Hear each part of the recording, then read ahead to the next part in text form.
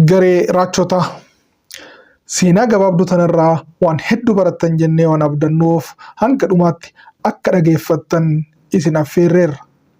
Gareen raachotaa tokko bosona keessa deemaa osoo jiranii isaan keessaa lama boolla gadi fagoo tokkotti kufan.